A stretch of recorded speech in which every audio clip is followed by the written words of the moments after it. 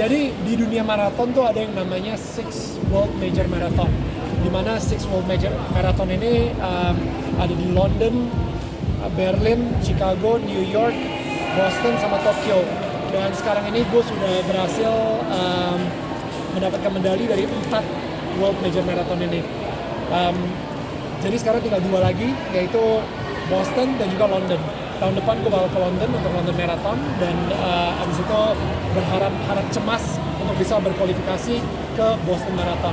Nah, kenapa gue segila ini? Karena nggak tahu ya, padahal sebenarnya gue nggak dibayar nih untuk lari gitu, tapi gue ngerasa it's a self achievement aja. Gue bisa mengalahkan diri gue sendiri. Setiap kali gue mendapatkan rekor terbaru, itu berarti gue lebih cepat daripada gue 6 bulan yang lalu misalnya. Itu berarti secara manusia gue lebih baik daripada Daniel yang 6 bulan yang lalu atau Daniel yang setahun yang lalu.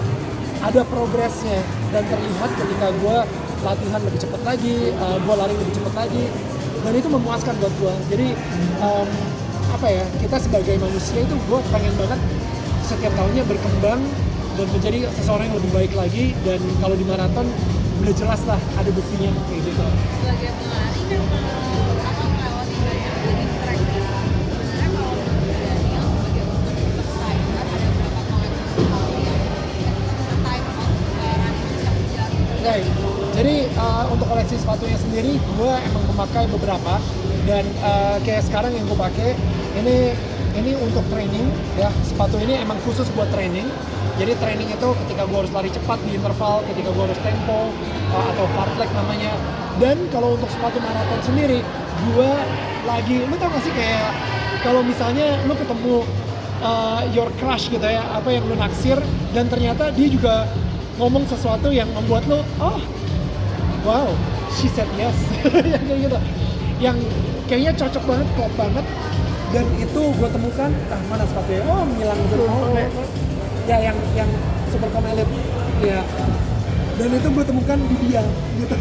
Jadi gue lagi jatuh cinta banget nih sama si New Balance Supercom Elite V3, karena aduh, gue lagi jatuh cinta banget sama sepatu ini gitu.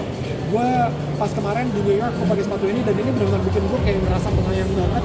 Gue ngerasa lari gak effort tapi nikmat larinya, bener-bener larinya joyful banget. Lu kalau misalnya ngeliat di Instagram gue kayak nggak ini ya, nggak you know, larinya bener-bener nikmat banget aja. Jadi ya ini bener-bener sesuatu yang gue lagi jatuh cinta banget aja ya. Kalau lagi berangkat maraton kayak kemarin di New York, itu berangkat sendiri atau ditemani keluarga, anak, istri, atau? Right. Gue berangkatnya sendiri, tapi istri gue Viola nemuin gue di New York gitu, karena dia kebetulan di Italia saat itu untuk ngurusin beberapa bisnis yang sedang kita lakukan juga, dan akhirnya dia nemuin gue di New Yorknya gitu. Akhirnya kita berduaan. Nanti di Instagram lu bisa ngeliat gue ketemu sama Viola juga pas gue lagi race. Selain merutinin lari, ada olahraga pendamping yang dilakukan, tapi beberapa bagian juga bilang ada beberapa yang harus diaktifasi gitu. Betul. Lari, Yes, betul. Strength training itu udah pasti, itu harus. Jadi gue ada satu sesi dalam setiap minggunya untuk gue nge-gym, gue pilates untuk membuat badan gue semakin fleksibel. Gue sepeda, kalau misalnya sekarang lagi cross training, gue bersepeda dan berenang juga gitu. Jadi itu untuk ngebalance supaya nggak lari terus dan tidak berbahaya buat lutut gue. Ya, tadi kan sempat bilang ketika lari lebih mendengarkan dakwah itu. Ya. Nah, awalnya gimana sih sampai hari ini?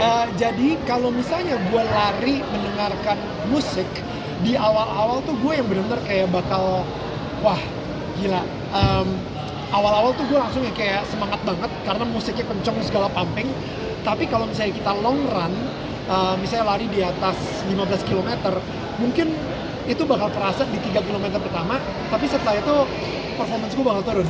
Nah, jadi gue butuh sesuatu yang membuat gue larinya itu pace-nya bisa stabil sampai justru nanti gue baru pasang lagunya di ending-ending, dan disitulah gue mendengarkan khotbah gitu misalnya. Jadi gue di awal kayak dengerin khotbah gitu bikin gue larinya stabil. Dan kira-kira kan 1,5 jam tuh khotbahnya. Nah setelah itu baru di 5 menit terakhir gue dengerin musik yang bener-bener gue bikin gue kenceng banget dan pick up the pace gitu sih. Sama ketika gue race juga, di race tuh gue bisa dengerin kayak 3 khotbah kali pas lagi maraton. Nah setelah selesai baru gue pas di 2 kilometer terakhir baru gue dengerin musik yang bener kenceng banget gitu. Tadi kan katanya kalau ikut maraton gitu kan nggak dibayar ya. Kalau budgetnya untuk pengeluaran sendiri selama di luar negeri itu untuk ikut maraton tuh berapa sih? Kalau untuk yang mau ikut maraton nih? Lumayan mahal ya kalau misalnya untuk keluar. Tapi gue ikut tour dan di sini ada beberapa tour juga. Kita ada beberapa tour yang menyediakan lo ngedapetin slotnya sama lo ngedapetin hotelnya juga. Dan itu range-nya bisa 30 jutaan. Actually dari 20 jutaan sampai 30 jutaan kayak gitu. Tapi pernah nggak sih udah rencana nih mau ikut maraton di suatu negara atau suatu tempat tapi ternyata harus cancel karena cedera? Untungnya belum pernah.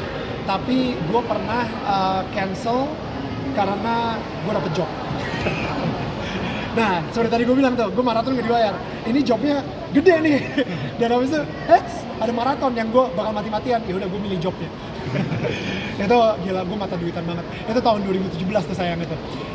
Tapi akhirnya sekarang nih, gue bersyukur banget. Gue hampir cancel ketika gue kena diare. Jadi hari Minggunya gue bakal maraton, hari Seninnya gue kena diare. Dan itu maraton di Tokyo. Dan itu sempet gue ngerasa apa gue cancel aja ya, tapi gue tetap pergi ke Tokyo dan di situ gue istirahat banget. Pas gue aklimatisasi namanya lari-lari gitu, wah itu gue kram perut sempet juga. Tapi pas hari Jumatnya gue nggak lari sama sekali, gue bener-bener break banget. Dan akhirnya di hari Minggu gue berhasil menyelesaikan si personal record gue justru.